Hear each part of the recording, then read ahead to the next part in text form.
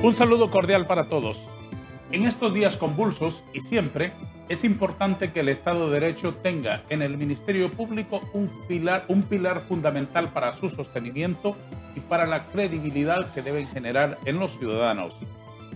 ¿Quién quiere ser fiscal? Eso se preguntan los integrantes de la Junta Proponente, que en estos días están trabajando a trompicones contra el reloj para llevar al Congreso de la República, en la fecha en que la ley lo señala, una nómina de 5 personas para que los parlamentarios ahí seleccionen al nuevo fiscal general y el nuevo fiscal adjunto del Ministerio Público. 2 preponderantes integrantes de la Junta Proponente han tenido la gentileza de comenzar su mañana visitando nuestro estudio de TV Azteca para una interesante conversación. Les agradezco muchísimo por estar con nosotros al abogado Odir Fernández y al licenciado Julio Raudales. Abogado Fernández, es un gusto tenerle aquí. Muchas gracias, buenos días, el gusto es mío. Licenciado Raudales, es un gusto reencontrarnos. Muy buenos días, don Darío, es un placer estar acá en su foro. Muchísimas gracias. ¿En qué punto se encuentra, abogado Fernández, el trabajo que ustedes están haciendo en la Junta Proponente? Actualmente estamos recibiendo las postulaciones.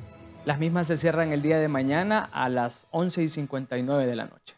¿Qué significa eso? ¿Que este es el primer paso, el segundo paso en el cronograma que ustedes se han impuesto? Podríamos decir que a la luz pública es el segundo paso en donde nosotros vamos a comenzar a recepcionar las hojas de vida de cada una de las personas interesadas en formar parte del Ministerio Público para el cargo de fiscal general y fiscal general adjunto. Ellos adjuntan toda su documentación que después es analizada por el Pleno de la Junta Proponente.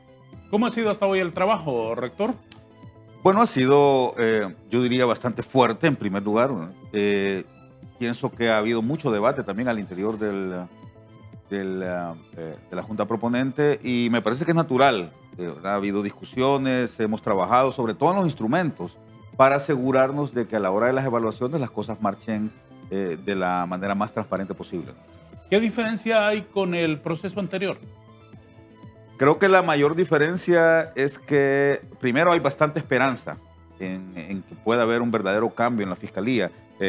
Recuerde usted, y yo sé que usted es muy memorioso, que en el proceso anterior ya prácticamente todo el mundo decía que el fiscal iba a ser quien finalmente quedó, que es el señor Chinchilla, que ni siquiera participó en el proceso y que sin embargo, y respetando absolutamente el trabajo de la Junta Proponente, se utilizó ese nombre, lo cual provocó que incluso algunos de los miembros de la Junta Proponente en aquel entonces se fueran, ¿no? Se renunciaran a la misma, ¿no? ¿Qué esperan que ocurra ahora, abogado Fernández? Lo que esperamos es que hayan bastantes postulaciones. Hasta el momento solamente hemos recibido una postulación. Requerimos de mayor participación. Sabemos de que hoy va a haber entrega de muchos participantes. Esperamos de que se respete las posturas de la Junta Proponente, la reglamentación. En esta ocasión nosotros no permitimos que fueran las organizaciones que postularan. Aquí son las autopostulaciones, diferente a lo anterior. Y esperamos de que realmente se respete la voluntad y el trabajo que realice directamente lo que es la Junta Proponente. ¿Quién quiere ser el fiscal? Bueno, interesante pregunta. ¿Quién quiere? Yo creo que todo abogado que cumpla las características de independencia, las características profesionales idóneas y sobre todo de ética. El Ministerio Público requiere de un profesional que realmente presente estas características y habría que ver. Interés también político lo hay, no podemos desconocer eso. Tiene que haber personas interesadas para poder incidir, influir en la justicia. También hay sectores que lo manejan, pero como Junta Proponente desearíamos que dentro de la lista de los 5 vaya ese candidato que realmente genere la independencia y adecente el Ministerio Público. Más allá de su postura como integrante de la Junta Proponente, que tienen un trabajo en el que deben estar concentrados, hágame por favor un ejercicio de análisis como un hondureño, como un profesional que desea lo mejor para este país. Cuando está por jugar un equipazo en el estadio, vamos a poner de ejemplo al mejor del mundo. Cuando está por jugar el Motagua. Ahí bien. Estamos bien. Muy bien. Estamos en armonía los tres. Muy bien. Cuando está por jugar el Motagua, cuando está por jugar un clásico, cuando está por jugar la selección nacional, cuando hay un partidazo que convoca, antes de que el señor que abre las puertas del estadio las empuje, hay una cantidad de personas queriendo entrar. ustedes hoy abrieron la puerta y no hay nadie queriendo entrar. ¿A qué se debe este fenómeno? Bueno, primero a que hay una desconfianza, no podemos desatender eso. Los procesos en los últimos años no han generado la confianza en los profesionales del derecho buenos. El proceso que ocurrió en la Corte Suprema de Justicia no a todo mundo le generó un sabor positivo por el tema de las notas, las calificaciones, por las componendas que normalmente se dan dentro del Congreso Nacional. Eso es una preocupación. No obstante, también entendemos y sabemos que hay muchos que han estado solicitando la documentación, están esperando el minuto 90 para presentar esa documentación porque no se quieren exponer hasta este momento a la picota pública, al escrutinio público, que eso va a ser sumamente necesario y va a ocurrir dentro del periodo de las tachas. ¿Tiene usted, licenciado Raudales, la misma reflexión sobre el poco entusiasmo de los abogados para participar? Exactamente, yo comparto totalmente lo que acaba de decir el abogado Fernández, solo que quiero acentuar un poco más. A ver, hay una historia en el país sobre estos temas, ¿verdad? Prácticamente desde que comenzó este proceso o este tipo de procesos de ciudadanización de la elección tanto de la Corte Suprema de Justicia como de la Fiscalía o del Ministerio Público, hay en el público en general y en los abogados en particular, pues esa idea de que ya todo está cocinado previamente, por un lado. Luego, creo que a pesar del buen trabajo que se hizo en el proceso anterior, la Junta Nominadora, luego el circo que se armó posteriormente en el Congreso Nacional para elegir, donde prácticamente fue una repartición la que hicieron, que fue descarada absolutamente, dejó un muy mal sabor de boca. Y por otro lado, lo que dice el abogado Fernández, que me parece que ahí tiene mucha razón él, ¿verdad? La gente no quiere que se le exponga desde el principio. Hay que recordar que entrar a este tipo de procesos implica prácticamente exponer tu vida. Ahí te toman en cuenta si has tenido algún problema de violencia doméstica, si has tenido algún problema en el ámbito profesional, y eso definitivamente hace que la gente tenga cierto temor, repito, a ir a la picota, ¿no? Perdóneme que lo lleve a retroceder un poquito, pero me quedó un cabo suelto en lo que escuchaba en una intervención anterior suya. Dijo que había dentro de la Junta Proponente discusiones. ¿Qué discuten? Bueno, no siempre hay acuerdo y es muy natural, ¿no? ¿En qué? Por ejemplo, el primero que se me viene a la mente es que en la propuesta de reglamento que estuvimos discutiendo, había un artículo que prohibía a aquellas personas que hubiesen defendido a imputados en narcotráfico o en corrupción o lavado de activos, que se les prohibiera, que se descartaran de inmediato esas personas. Ese artículo, perdone, esa prohibición, ¿venía del reglamento de la Junta Proponente del periodo anterior o no? Entiendo que no. ¿El anterior no? No, venía, creo que ¿Y fue... de dónde surgió? Es una propuesta presentada por la Oficina del Alto Comisionado. Es un proyecto para el reglamento de esta ocasión. Es correcto. Y es que el reglamento se cambia en cada periodo de elección. Y me parece que cada junta proponente establece me parece un que reglamento. Claro, y me parece que está muy bien el licenciado Darío Vanegas. Y no hay unos estándares... No, o sea, a ver, se puede partir de un estándar, se puede partir de un borrador, pero me parece que es correcto que cada proceso tenga sus propias diferencias, porque los contextos cambian, ¿no? Entonces, y además me parece que está muy bien que se trate de mejorar sobre experiencias anteriores. Entonces, termino la idea. Se expuso este problema.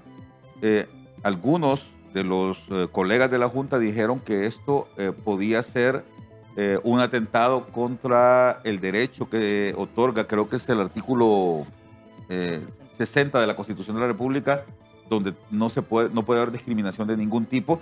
Y más allá, fíjate, yo voté en contra de que se eliminara ese artículo. ¿Quién lo propuso? ¿El comisionado de las Naciones Unidas? El alto comisionado de los derechos humanos de las Naciones Unidas propuso que fuera ese artículo ahí por prácticas internacionales. Sin embargo, como está ese artículo 60, el abogado Darío Fernández justamente fue quien dijo, miren, no nos expongamos a que nos vayan a que alguien vaya a recurrir a la Corte. correcto, a ir en amparo, y que eso nos puede congelar el trabajo a nosotros y tenemos muy poco tiempo. Es preferible dejarlo entonces en el interior ya del proceso, en la matriz, para que así eso sirva como un elemento de calificación, ¿verdad? Y no necesariamente de bloqueo de entrada para alguna persona. Y me pareció un argumento interesante. Válido, porque además me parece que ustedes se reservan la posibilidad de hacer esas valoraciones cuando analicen caso por caso, nombre por nombre, ¿o no? De hecho, en la matriz de evaluación se incorporó que la matriz de evaluación ya es un elemento subjetivo. Cada miembro de la Junta Proponente va a desarrollar una valoración y se incorporó un acápite que dice, si ha defendido a personas vinculadas al narcotráfico, crimen organizado, el puntaje va a tener una valoración subjetiva por parte de cada uno. Ya, en esa parte quisiera que nos explicaran. ¿Cómo van a calificar ustedes y qué aspectos van a calificar de los señores que lleguen a proponer ahí sus hojas de vida? Ok, son 3 aspectos los que se han incorporado dentro de la matriz de evaluación. Está el tema de la idoneidad, o sea, la capacidad de esa persona que sí pueda pertenecer o formar parte del Ministerio Público, haciendo valoraciones específicamente sobre el trabajo que ha venido realizando. Entendiéndose la idoneidad también, la labor profesional que ha desarrollado, el tema de la ética. Perdóneme, antes de que sea parte de lo idóneo, ¿quién es idóneo para ser fiscal general de la República? Nosotros tenemos un perfil ideal, le hemos llamado, lo elaboramos con apoyo de la Oficina del Alto Comisionado. ¿Más o menos qué elementos tiene? Establece que es una persona que se ha comportado éticamente, que no tiene conflictos con el tema de derechos humanos, que su carrera profesional ha sido intachable, o sea, que no ha estado vinculado en actos de corrupción, en temas de crimen organizado, profesionales que no están vinculados con lesiones a las mujeres, o sea, el tema de violencia contra la mujer, y los estándares de derechos humanos son elementos importantes que nosotros estamos estableciendo. Sumado a eso, la capacidad para poder gerenciar, porque se ha cometido un error en el pasado. Se busca abogados penalistas para que vayan al Ministerio Público, y el penalista es lo que menos ejerce en el Ministerio Público el derecho penal. El fiscal general y el fiscal general adjunto lo que hacen es un trabajo estrictamente administrativo, gerenciar. Entonces queremos conocer la capacidad de gerenciamiento, porque eso ha faltado en los últimos años dentro del Ministerio Público. Después de idoneidad me mencionó ética. El tema de la ética, que es un elemento que nosotros consideramos importante, porque los conflictos de la ética en realidad dejan mucho que desear.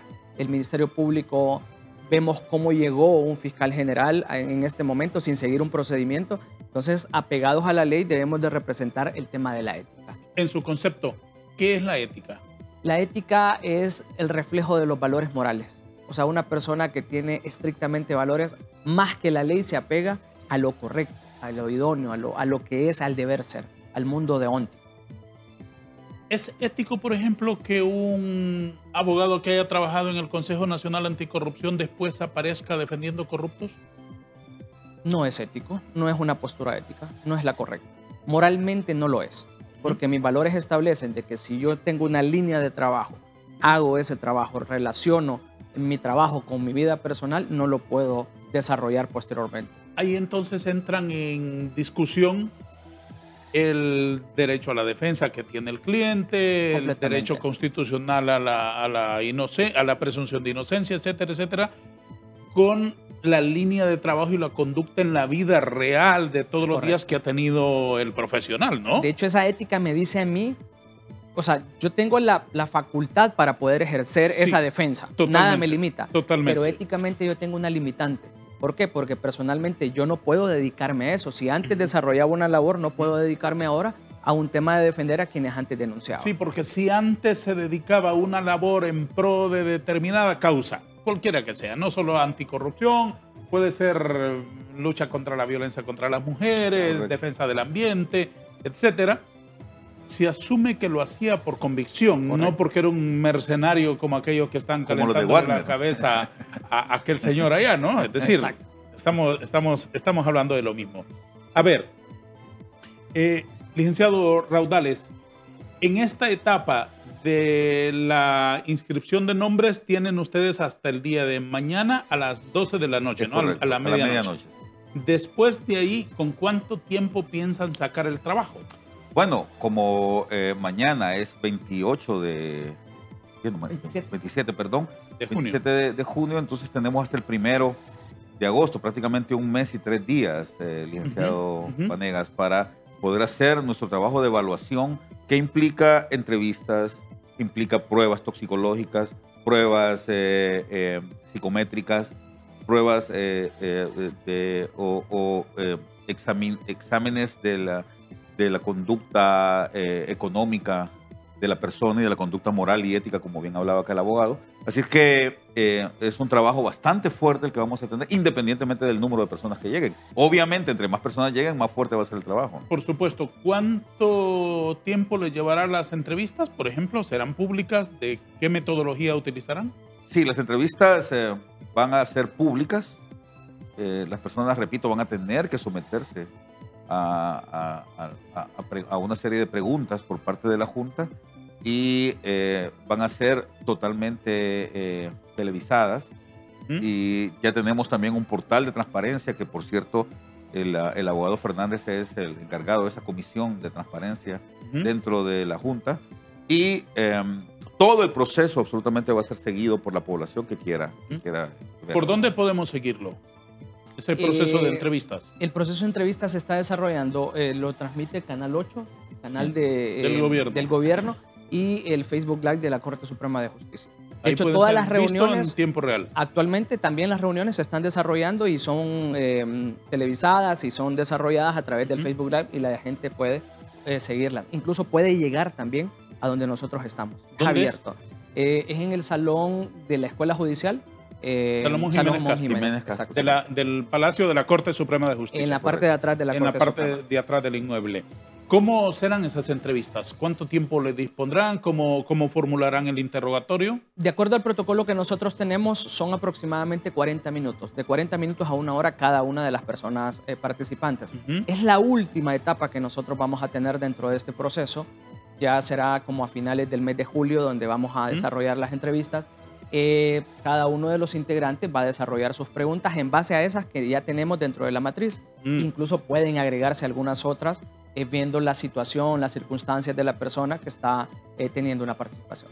¿Sobre qué le van a preguntar o son más o menos como los estándares de este programa en donde no le adelantamos a nadie sobre qué vamos a interrogarlo? No, la verdad que es enfocado al tema de la idoneidad, al tema de los derechos humanos, al tema de la ética, al tema profesional, su vida personal, o sea, va a salir a la luz pública. ¿Y cada uno de esos acápites tiene una franja de calificación que va sumándose con otras? Es correcto. Una tiene una valoración de 55 puntos, una de 25 puntos y la otra de 20 puntos. Ese es el desarrollo que hemos tenido de acuerdo a la matriz de evaluación que se elaboró.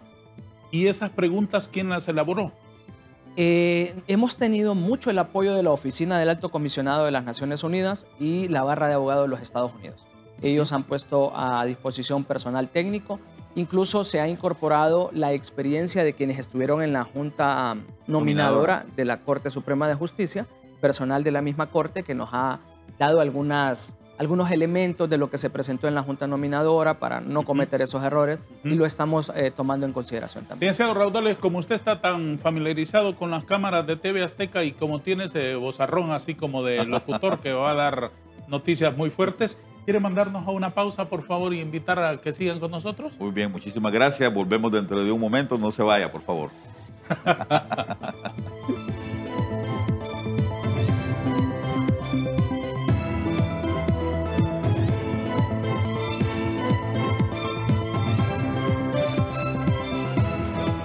Hasta el día de hoy, el único profesional del derecho que ha presentado sus documentos para competir para ser fiscal general es el abogado Omar Bonilla Jiménez, juez de la Corte de Apelaciones de Comayagua, que ha hecho una larga carrera en el Poder Judicial.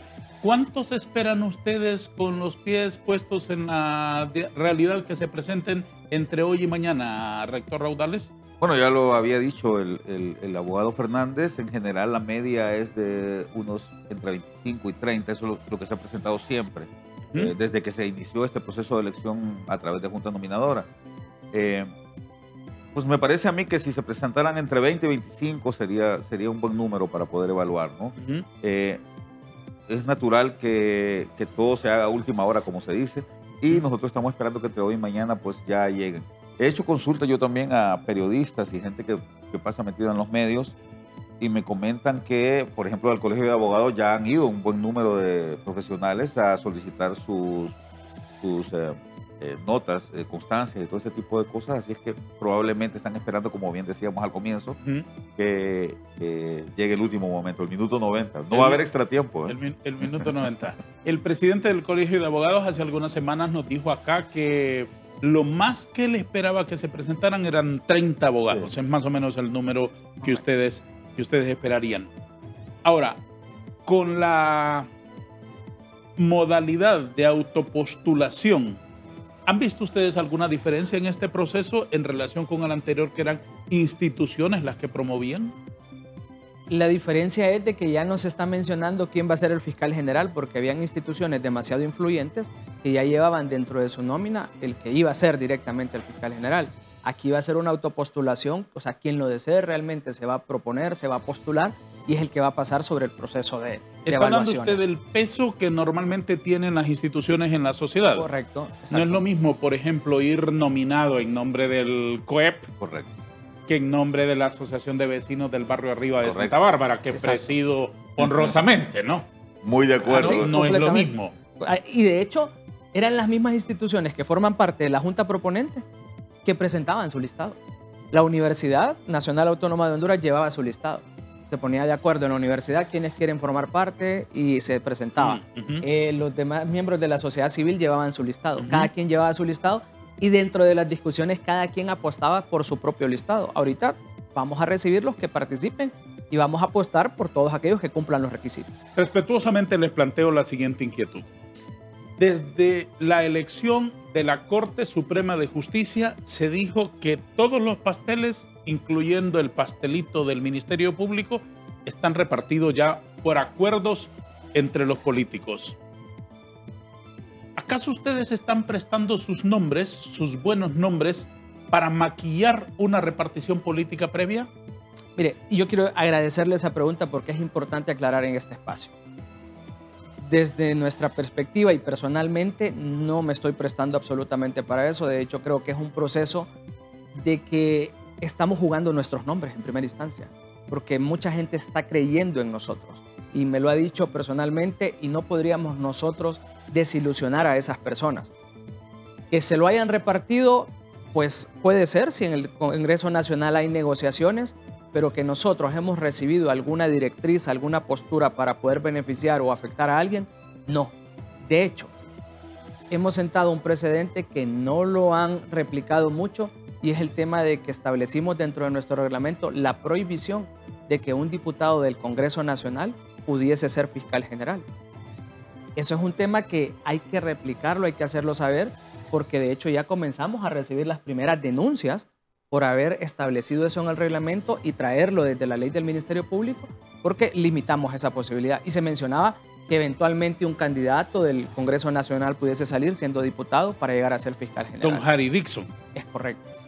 Pero eso no lo prohíben ustedes, eso ya lo prohíbe la ley del Ministerio Público. Sí, con la única diferencia de que en el pasado ocurrió de que hubo un fiscal general que siendo diputado llegó a ser fiscal general de la República. Pero porque se haya infringido la norma una vez no significa que eso se deba establecer como dos errores no hacen un acierto. Siempre. Exactamente. Ni 1000 errores. Sí. ¿Estamos de acuerdo? Totalmente. Completamente. Entonces ahora ningún diputado puede postularse y decir, miren señores, aquí vengo porque quiero ser fiscal general. Ni antes ni ahora, y nosotros lo hemos recapitulado, lo hemos reiterado, y esa va a ser la postura dentro de la Junta. Usted, licenciado Raudales, no está prestando su buen nombre, su prestigio, su trayectoria para lavar públicamente un acuerdo político y que lo malo parezca bueno. Qué bueno que me hace la pregunta a mí personalmente también, porque yo creo que nosotros solo podemos hablar por nosotros mismos y no por todo el conglomerado de la Junta, ¿no? Yo solo puedo hablar por mí. Sí. Y le puedo decir con toda seguridad que no tengo el más mínimo interés. Primero, soy una persona que tuvo una carrera de 25 años en el sector público, que comencé tecleando presupuestos en la Secretaría de Finanzas y terminé de ministro. Nunca pensé que iba a llegar hasta ahí. Probablemente alguna vez aspiré a ser hasta viceministro, pero nunca ministro. Y que cuando salí del gobierno juré no volver. Como dice Joaquín Sabina, al lugar donde has sido feliz no debieras tratar de volver. Entonces, Creo que ahora tengo una carrera. No se preocupe por eso, también descárguese un poco que ser ministro es una de las cosas que Dios perdona también. Sí. El amor del Padre es tan El maravilloso. problema es que no me lo he perdonado a mí mismo. Luego ahora trabajo por una institución privada. Sí. Trabajo en lo que quiero trabajar. Soy académico y quiero seguir siendo académico. Quiero mejorar en la academia. Quiero profundizar todavía más. Así es que en lo que me queda de vida, que serán 20, 30, 40 años, no estoy seguro. 10.000 le deseo. Muchas 10.000 gracias. le deseo. No, Y si es Motagua, 20.000. muchas gracias. No, y llegar a ser el equipo que tenga más campeonatos en Honduras y en la CONCACAF. Desde luego, así será. Bueno, así será. Entonces no tengo ninguna pretensión de volver a optar a nada en lo que tenga que ver con el Usted no con el está servicio maquillando público. nada en esa junta. Y absolutamente, ¿verdad? Es más, vengo con la decisión firme, no solamente de no tapar algún maquillaje, sino de denunciarlo. Y eso se lo dije a los rectores de las universidades privadas que me postularon. Les dije, solicito su autorización para tener un nacional totalmente libre. No tengo que preguntarle absolutamente a nadie. Ellos los rectores de la NUPRI me lo dijeron. No tenés que preguntarnos nada. Actúa conforme a tu conciencia y eso es lo que estoy haciendo. Y repito y subrayo, voy a denunciar cualquier injerencia política que se quiera dar en este proceso. Usted representa la Universidad Nacional, ¿verdad? Es correcto. Sí. Y usted representa las universidades privadas. ¿Usted tiene un cargo en el gobierno? No. No. ¿Usted no es asesor de la ministra de Finanzas? No, he sido consultor de la Secretaría de Finanzas. ¿Cuál es la diferencia entre una cosa y la otra? Porque he estado trabajando en temas específicos. El tema específico que he presentado consultorías es zonas especiales de empleo y desarrollo y fideicomisos, cierres de fideicomisos. He hecho consultorías, de hecho en el último año que salí desde el Consejo Nacional Anticorrupción he desarrollado consultorías en diferentes espacios a nivel público y a nivel privado. ¿Por qué salió del CNA, por cierto? Creí que era el momento necesario, había cumplido 8 años de mi trabajo, finalmente creo que habíamos hecho una bonita labor, pero es bastante desgastante y para estar en el Consejo Nacional Anticorrupción se requiere el 100% y no el 99%. ¿Tiene diferencias con doña Gabriela? No, en absoluto. ¿Qué le parece lo que ella y su familia viven ahora? Complicado, no es fácil, la labor que se está desarrollando en el CNA no es fácil, no lo ha sido nunca y no desearía estar en esos zapatos. ¿El nepotismo es corrupción? Completamente, lo es. Lo es y lo prohíbe completamente la ley de ética que tenemos en nuestro país. Entre los 5 nombres que enviarán al Congreso, ¿habrá 2 de libre, 2 liberales y 1 nacionalista? Eso no lo sabría porque no sé quiénes se han postulado. Eso dependerá de las personas que participen. Nosotros vamos a mandar los que cumplan los requerimientos establecidos en la matriz de evaluación. ¿Usted qué dice? No tengo manera de saberlo y espero que no sea así. Repito, voy a denunciar cualquier injerencia que exista. Yo creo que todo el mundo tiene derecho a tener un partido político, a tener una simpatía política, pero no tienen derecho a ser utilizados por los partidos políticos para ir a mediar en temas que corresponden a un elemento tan técnico y tan profesional como es el del cargo del fiscal general y fiscal general adjunto. Pero es que una ecuación así en la propuesta de la Junta Nominadora es fundamental para que se cumplan los acuerdos de los políticos. Pues yo estoy decidido a bloquearlos. Dígame usted, si ya están de acuerdo esos señores que se reúnen en catacumbas para decidirlo, que va a haber un fiscal general de un partido, un fiscal general adjunto de otro partido y le están encontrando un requiebre a la norma para que el Congreso también nomine a un tercero porque se necesitan 3 pedacitos de pastel porque son 3 comensales. Y eso estamos de acuerdo, no se lo pueden repartir entre 2. Tiene que haber 3 pedacitos de pastel. Bueno. Entonces van a encontrar, pero ellos necesitan que en la nominación no haya 5 personas asépticas de la política. El Congreso no les va a aceptar una lista de 5 personas que todos sean pinuistas, que todos sean de la democracia cristiana, o independientes, que todos no tengan partido. No les va a aceptar. El Congreso les va a recibir una nominación en donde haya 2 de libre, 2 liberales y un cachureco. Don Darío, el Congreso tiene que sujetarse a la ley de la Constitución de la República. Y si nosotros le enviamos 5 independientes, van a tener que elegir a un fiscal entre esos 5 independientes. O 5 de libre. O 5 de libre. O 5 cachurecos. O 5 cachurecos. O 5 o 5 de Alianza Patriótica. O 5 de Vamos. O Podemos. O no sé cómo se llama. Cualquiera. A ver, ¿sí? Va a tener que aceptar eso. Y por eso, y de ahí la responsabilidad enorme que tenemos nosotros como Junta Proponente. ¿Puede ocurrir eso?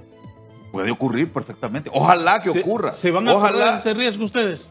Ese es nuestro trabajo. Representamos los intereses de las organizaciones que estamos representando dentro de ese espacio. No un interés político, no del Congreso Nacional.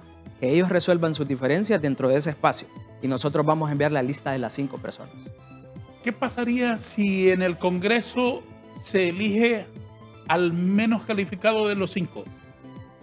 ¿Me va a decir que es el derecho de los diputados? No, lo que pasa es que si pasa esa lista de 5, cualquiera de los 5 puede llegar a ser. Independientemente el menos o el más, si van 5, tenga la seguridad de que van a ser 5 evaluados que cumplen los requisitos. De los 45 que iban propuestos para la Corte, abogado Fernández, ¿la mejor calificada no llegó? El detalle está que eso no lo establece la ley, es un procedimiento que no podríamos nosotros determinarlo en el Congreso Nacional. A nosotros como Junta Proponente nos manda a mandar una lista de 5 y el Congreso Nacional tendrá la posibilidad de elegir dentro de ese rango. ¿Siguen siendo el fiscal general y el fiscal adjunto electos en las oscuridades detrás de las cortinas, como decía un candidato presidencial, y en el Congreso solo ratificados para el formalismo? Sí, eso es lo que ha sucedido hasta ahora desde mi punto de vista. ¿Eso va a pasar ahora? Esperamos que no.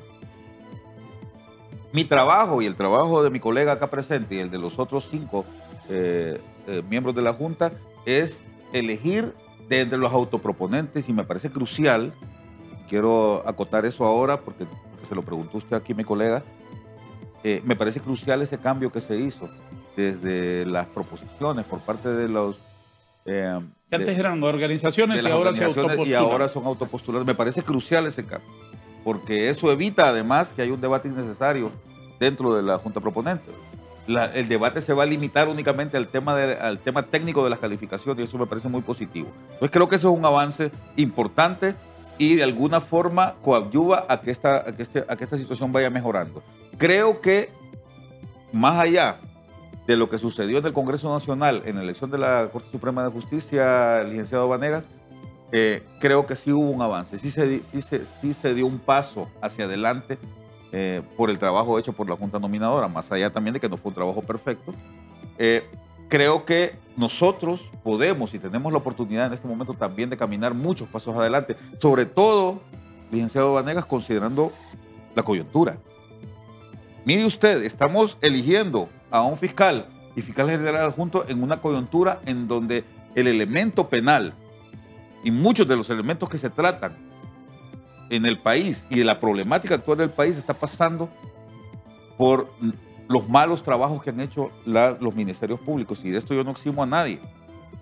Yo tengo mucho respeto y mucha admiración únicamente de los fiscales anteriores en ese trabajo por lo que hizo el fiscal Edmundo Orellana, sin desconocer, primero, que él no es un experto en derecho penal. Es un administrativista que tiene todo mi respeto en ese sentido, pero que además hizo un excelente trabajo de arranque con un ministerio público que lamentablemente después ha venido en declive y que ha llegado hasta donde estamos ahora, con un presidente preso en los Estados Unidos y con un fiscal general que no tuvo el más mínimo empacho en dejarlo tranquilo los 8 años que estuvo el hombre de presidente, ¿verdad? Sabiendo que el hombre estaba siendo investigado, porque no lo sabía, no solo lo sabía él, lo sabíamos todos, que el hombre estaba siendo investigado por la Corte de los Estados Unidos y que había ya muchísima discusión sobre las actividades que él estaba realizando aquí. ¿Han visto ustedes el actuar de los fiscales del Distrito Sur de Nueva York? ¿Les han visto solemnes, respetuosos, rígidos, rigurosos en el detalle, abundantes en la evidencia, en el estudio, hasta en las cosas más pequeñas? ¿Han visto sus propuestas discursivas cuando están planteando algo en un juicio? ¿Han visto ustedes la semana pasada a una fiscal del Ministerio Público que recibió en su casa a un señor de la ENE que le iba a preguntar, de la EEH, que le iba a preguntar si había pagado la luz? ¿Cómo califica usted esa conducta? Inapropiada, alejada completamente de la ética y del profesionalismo. Y a estas alturas, en un verdadero ministerio público, como mínimo debería de tener una audiencia de descargo. ¿Qué va a hacer la Junta proponente para evitar que aparezcan al final de cuentas, porque su trabajo se va a cristalizar cuando estén juramentando un par de señores en el Congreso, los que todo mundo sabe ya que tienen padrinos políticos?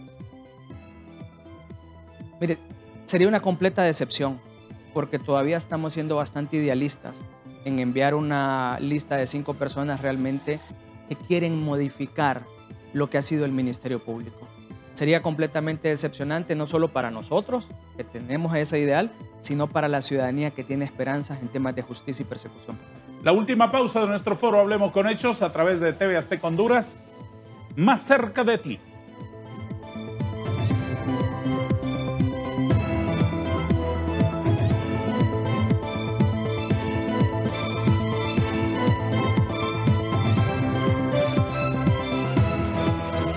Don Odir, ¿representan ustedes intereses políticos o de sectas partidarias? En lo absoluto. Personalmente le puedo decir que no represento ningún partido político, no tengo ninguna afiliación política. Abandero la transparencia y eso es lo que queremos impregnar en este proceso. ¿Y usted tampoco? Tampoco. No soy miembro de ningún partido político, nunca lo he sido. Y ¿Nunca lo ha sido? no, nunca lo he sido. No estoy anotado en ninguna lista de ningún partido político. ¿Usted lo azul solo es en la cancha?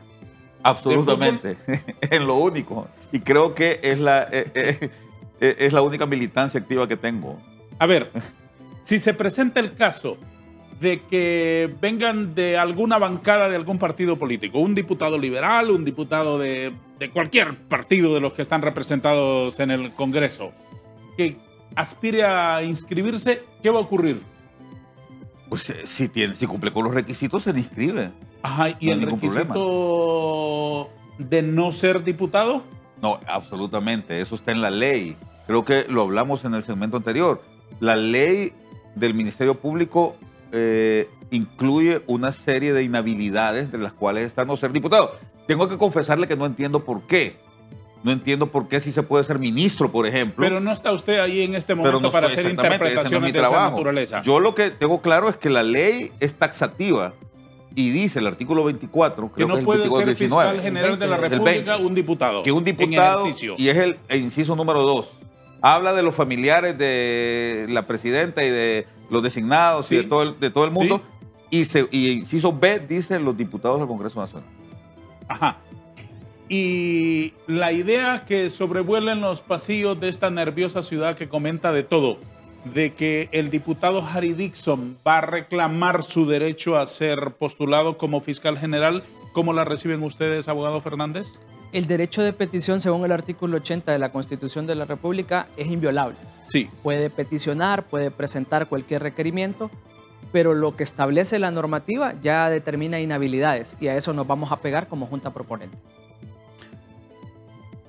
Una inquietud que tengo sobre el trabajo que ustedes tienen frente a la sociedad hondureña, apartándonos de la minucia y de la letra pequeña, ¿pueden ustedes hacerme una reflexión viendo el panorama de una Honduras ensangrentada, de una Honduras confundida, de una Honduras que está buscando luz al final del túnel de la corrupción permanentemente?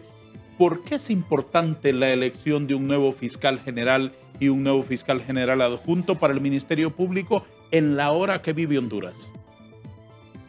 El fiscal general y el fiscal general adjunto van a regir la persecución penal dentro de los siguientes 5 años, es decir, hasta el 2028.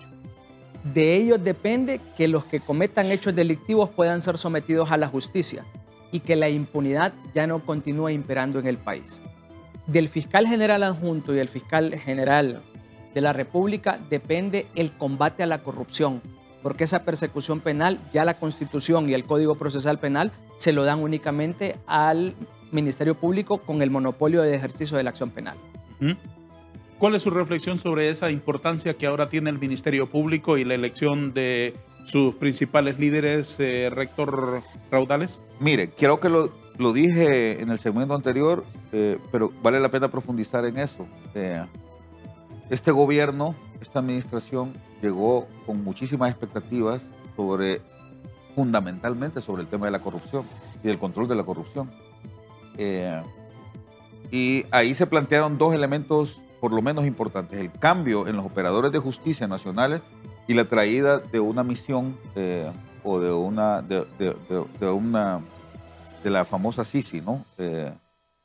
Una comisión de una comisión internacional para que viniera a apoyar al país en esto. Uh-huh. Da la impresión, todavía no está claro si la famosa misión va a poder venir acá al país, pero yo siempre he pensado, el licenciado Vanegas, que nadie va a hacer por los hondureños lo que hagamos, lo que no podamos hacer nosotros por nosotros mismos. Y que si en algo nosotros podemos trabajar para revertir este proceso que ha venido hundiendo al país, sobre todo en temas de corrupción, porque fíjese que el trabajo de la Fiscalía abarca una gran cantidad de temas que tienen que ver con la persecución penal, como bien dice acá mi colega, el doctor Fernández, pero hay tres elementos que son los que dicen todo de la Fiscalía, que son el tema de lucha contra la corrupción, el tema de lucha contra el narcotráfico y el tema de lavado de activos. Ahí es donde, si se trata de que un hombre maltrata a su mujer y le pega, en general esto funciona en la Fiscalía.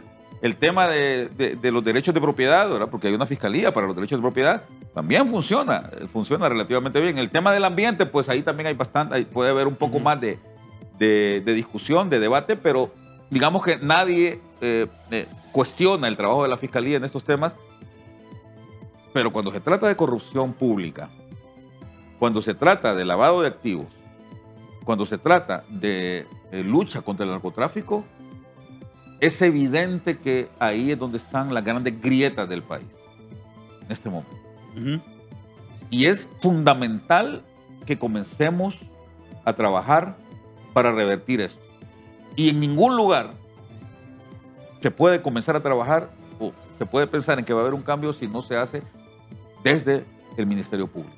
Se ha dicho, y ustedes no lo ignoran, que el Ministerio Público de antes, la Policía de antes, la Corte Suprema de antes, por decir de 2022, enero 27 para atrás, era el Ministerio Público dejó, la Policía dejó, la Corte Suprema dejó. Si estamos ante el Ministerio Público dejó, que se va a sustituir, ¿ahora va a ser el Ministerio Público de quién? Del pueblo, de la ciudadanía. El Ministerio Público no pertenece a ningún partido político ni a ninguna persona en particular, pertenece al Estado hondureño. Y es importante que nosotros, desde esta trinchera que estamos ahora, trabajemos para que sea así. ¿Qué garantías tenemos, abogado Fernández, de que el Ministerio Público ahora no tenga nombres y apellidos? La garantía no la tenemos, porque dependerá realmente de cuando el fiscal general y el fiscal general adjunto asuman, respeten esa independencia.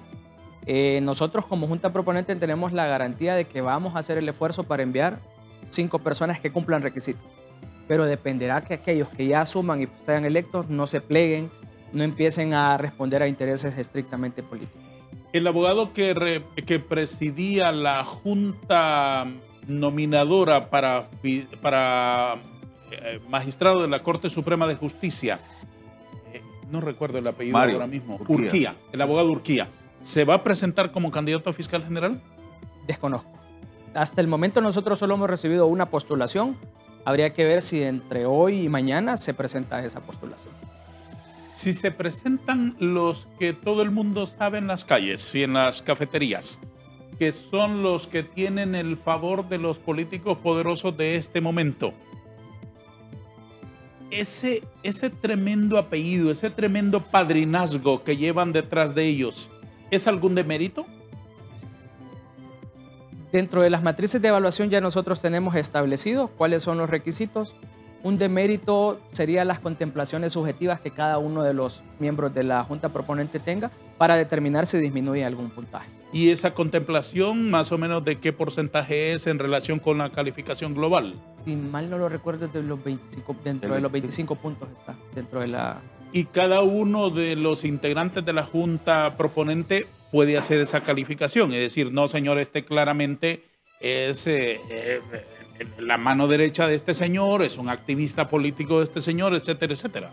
Ya cada quien va a hacer su valoración y después se suman esas evaluaciones. Las filiaciones políticas pueden darse en distintos tonos. Hay desde quienes son liberales o cachurecos o de libre o comunistas o marxistas, leninistas, maoístas, lo que sea, y lo son en la discreción de lo privado, de lo personal. En voz baja le confiesan a uno, mire, yo soy partidario de tal. Y hay otros en las afiliaciones políticas que lo gritan a voz en cuello, que lo celebran, que se colocan camisetas con la fotografía del señor al que siguen y que son activistas de la calle, de los que gritan y de los que quieren que el mundo sepa lo nuestro. Hooligans. Exactamente, de los hooligans de los partidos. Es probable que entre los abogados que se propongan para ser fiscal haya unos y otros.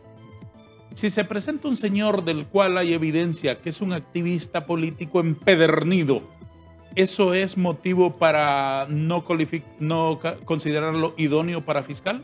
No, porque habría que analizar de manera completa la hoja de vida, la capacidad profesional, el trabajo que ha ejercido dentro de los últimos años. Mire, yo le pongo un ejemplo. Tenemos una persona que se identifica políticamente con un partido político, el doctor Edmundo Orellana. Pero es una persona muy reconocida por su independencia, su capacidad. Ha sido diputado del Congreso Nacional por un partido político. Pero cuando está en un puesto, él manifiesta una independencia, una capacidad y personalmente yo le tengo mucho respeto. Entonces, ¿qué pasa si él se postulara? Asumamos. Cumple, o sea, él se representa un partido político, manifiesta su identidad política, pero cumple características que realmente presentan ese perfil ideal. No podríamos decir que una persona que esté en un partido político es mala, no vamos a denigrarla y lacerarla. No se puede satanizar la militancia. Exactamente, no se puede hacer eso. Pero tiene ese derecho.